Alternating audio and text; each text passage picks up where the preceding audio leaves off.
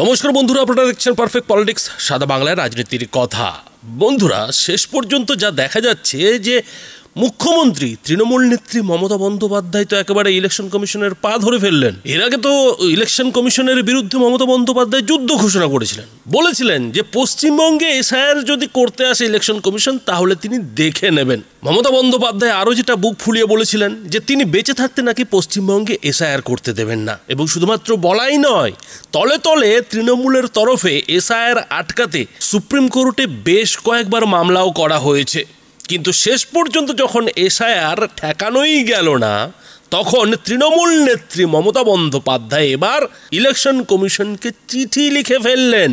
আর চিঠিতে তিনি কি বললেন যে এবার এসআইআরটা বন্ধ করা হোক। কেন বন্ধ করা হোক? তৃণমূল নেত্রী যেটা চিঠিতে লিখেছেন যে পরিকল্পনাহীন নাকি এসআইআর চলছে, প্রশিক্ষণের অভাব, আর সেই সঙ্গে এই যে বিএলওদের মৃত্যু, অত্যাধিক কাজের চাপ, এই সব মিলে একটা পরিস্থিতি এমন ঘোরালো হয়ে গেছে যে এবার ইলেকশন কমিশনকে তিনি এসআইআর বন্ধ করার জন্য চিঠি লিখে আর্জি জানিয়ে বসলেন।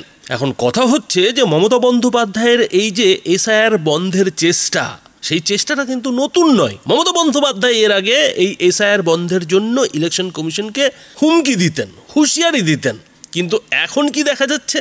এখন যেটা দেখা যাচ্ছে যে মমতা বন্দ্যোপাধ্যায় রীতিমতো দেশের মুখ্য নির্বাচন কমিশনার জ্ঞানেশ কুমারকে চিঠি লিখে অনুরোধ উপরোধ করছেন। আর এইটাকে পা ধরা বলা ছাড়া আর কি বলা যায়? মমতা বন্দ্যোপাধ্যায় চিঠিতে লিখছেন যে বিএলওদের উপরও অত্যাধিক চাপের সৃষ্টি করা হচ্ছে, যা তাদের শারীরিক এবং মানসিক স্বাস্থ্যের পক্ষে উদ্বেগজনক। চিঠিতে মমতা বন্দ্যোপাধ্যায় আরও লিখছেন যে বর্তমানে পশ্চিমবঙ্গে ধান চাষের সময়, কৃষিক্ষেত্রের এই ব্যস্ততম সময়ে এসআইআর প্রক্রিয়া চালানো অযৌক্তিক, সাধারণ মানুষের উপরও চাপ সৃষ্টি করা হচ্ছে। বুঝুন ঠেলা। এতদিনে মমতা বন্দ্যোপাধ্যায়ের মনে হচ্ছে যে এখন ধান কাটার সময়ে এসআইআর হচ্ছে। এর আগে তো এইসব কথা মমতা বন্দ্যোপাধ্যায়ের মুখ দিয়ে একবারও শোনা যায়নি। এখন মমতা বন্দ্যোপাধ্যায়ের মুখ দিয়ে শোনা যাচ্ছে যে ধান কাটার সময়ে এসআইআর হচ্ছে, বাংলার মানুষের, বাংলার কৃষকদের তাতে নাকি সমস্যা হচ্ছে। আর কি চিঠিতে লিখছেন তৃণমূল নেত্রী মমতা বন্দ্যোপাধ্যায়? তিনি লিখছেন, জ্ঞানেশ কুমারের কাছে অনুরোধ করছেন যে এই প্রক্রিয়া যদি অবিলম্বে সংশোধন করা না হয় তাহলে নাকি সকলেরই কাছে ক্ষতিকর। মমতা বন্দ্যোপাধ্যায় যেটা দাবি করছেন যে নোটবন্দির পরে মানুষকে এসআইআর বন্দি করা হয়েছে, সরকার যাতে কোনো কাজ করতে না পারে তাই এসআইআর এর নামে এই সুপার এমার্জেন্সি জারি করা হয়েছে। তো বন্ধুরা, এ তো গেল মমতা বন্দ্যোপাধ্যায়ের চিঠির নানান বক্তব্য, নানান পয়েন্ট। এখন আসা যাক যে মমতা বন্দ্যোপাধ্যায় কেন এই চিঠিটা দিলেন। সত্যি সত্যি কি মমতা বন্দ্যোপাধ্যায় এই যে মানুষের অসুবিধা হচ্ছে সেই কারণে চিঠিটা দিলেন? সত্যি সত্যি কি মমতা বন্দ্যোপাধ্যায় এই যে তথাকথিত বিএলওদের নাকি কাজের চাপে মৃত্যু হচ্ছে সেই কারণে চিঠিটা দিলেন? নাকি মমতা বন্দ্যোপাধ্যায় এই চিঠিটা বাধ্য হয়ে এমন একটা কারণে দিলেন যে কারণটা এখন মানে এসআইআর শুরুর প্রায় 20 দিন পরে চোখের সামনে জ্বলজ্বল করছে, এবং সেই কারণটার জেরে মমতা বন্দ্যোপাধ্যায় এখন ভালো মতোই বুঝতে পারছে যে আগামী দিনে কি হতে চলেছে, তার সঙ্গে আগামী দিনে কি খেলা হতে চলেছে। তো বন্ধুরা, প্রথমেই আসা যাক, মমতা বন্দ্যোপাধ্যায় বলছেন যে মানুষের সমস্যা হচ্ছে, মানুষের অসুবিধা হচ্ছে, এখন নাকি ধান চাষের সময়, সেই কারণে মমতা বন্দ্যোপাধ্যায়ের যেটা দাবি যে এই এসআইআরটা এবার বন্ধ হওয়া উচিত। এখন কথা হচ্ছে যে মমতা বন্দ্যোপাধ্যায় একজন মুখ্যমন্ত্রী হিসেবে এই যুক্তিটা তো আগে বলতে পারতেন, এই কথাগুলো তো আগে ইলেকশন কমিশনকে জানাতে পারতেন। কিন্তু আজ পর্যন্ত তো শোনা যায়নি যে মুখ্যমন্ত্রী মমতা বন্দ্যোপাধ্যায় মানুষের অসুবিধার কথা বলে ইলেকশন কমিশনকে এসআইআর বন্ধের হুমকি দিয়েছেন। তার বদলে তো তিনি এই বলে হুমকি দিয়েছেন যে এদেশের মানুষকে নাকি বাংলাদেশে পাঠানোর জন্য এই মোদী সরকার এসআইআর করছে, মানে এনআরসির ব্যবস্থা নাকি করা হচ্ছে। আর কি বলেছিলেন মমতা বন্দ্যোপাধ্যায়? বলেছিলেন যে বাংলাকে অপমান করার জন্যই নাকি ইলেকশন কমিশনের তরফ থেকে, মোদী শাহর তরফ থেকে এ ধরনের চক্রান্ত করা হয়েছে। একবারের জন্যও কিন্তু মমতা বন্দ্যোপাধ্যায় এটা বলেননি যে মানুষের অসুবিধার কারণে তিনি এই এসআইআরের বিরোধিতা করছেন। এখন ধান চাষের কথা যদি আসে তাহলে এটাও বলতে হয় যে এ দেশ তো কৃষি নির্ভর দেশ, পশ্চিমবঙ্গ একটা কৃষি নির্ভর রাজ্য, সেই রাজ্যে সারা বছরই তো কিছু না কিছু চাষ হতে থাকে। এখন এই চাষের সময় বলে যদি এসআইআর আটকানো যায়, আটকাতে হয়, তাহলে আর এসআইআর হবে কবে? এসআইআরটা এ রাজ্যে হবে কবে? কখনো শীত, কখনো বর্ষা, কখনো গরম, এই সব অসুবিধার কথা বলে কেউ যদি এসআইআর আটকানোর কথা বলে তাহলে সেটা কি যুক্তিসঙ্গত বলে মনে হচ্ছে?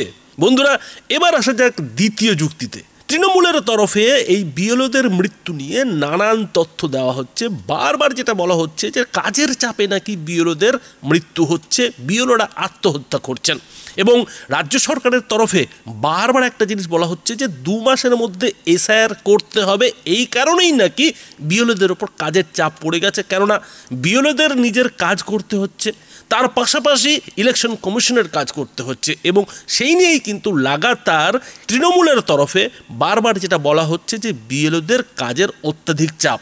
কিন্তু এই জায়গায় দাঁড়িয়ে যেটা প্রশ্ন উঠছে যে মুখ্যমন্ত্রী মমতা বন্দ্যোপাধ্যায়ের কাছে বিএলওদের কাজের চাপের মৃত্যুর কারণ যদি সত্যি সত্যি যথাযথ মনে হতো, তাহলে মুখ্যমন্ত্রী হিসেবে মমতা বন্দ্যোপাধ্যায় সেই সব বিএলওদের কেন 1-2 মাসের জন্য ছুটি মকুব করলেন না? কেন যারা বিএলওর কাজ করছেন তাদের সরকারি কাজ থেকে এই এসআইআর চলাকালীন কিছুদিনের জন্য কাজ থেকে অব্যাহতি দেওয়া হলো না, তাদের ছুটি দিয়ে দেওয়া হলো না? মুখ্যমন্ত্রী মমতা বন্দ্যোপাধ্যায় তো নানান ছুটির কথা ঘোষণা করেন, কিন্তু এসআইআরের মতো একটা গুরুত্বপূর্ণ কাজ হচ্ছে, প্রায় 22 বছর পরে এ রাজ্যে ফের এসআইআর হচ্ছে, কিন্তু মুখ্যমন্ত্রী মমতা বন্দ্যোপাধ্যায় বিএলওদের কাজের চাপের পর মৃত্যু নিয়ে রাজনীতিটা করছেন, কিন্তু বিএলওদের ছুটির কথাটা তিনি ঘোষণা করছেন না, ছুটির কথাটা কিন্তু তিনি বলছেন না। আর তার থেকেও বড় যেটা কথা, যে এই কাজের চাপ নিয়ে যত আপত্তি কিন্তু এই পশ্চিমবঙ্গেই, যত বিএলওদের মৃত্যু কিন্তু এই পশ্চিমবঙ্গেই।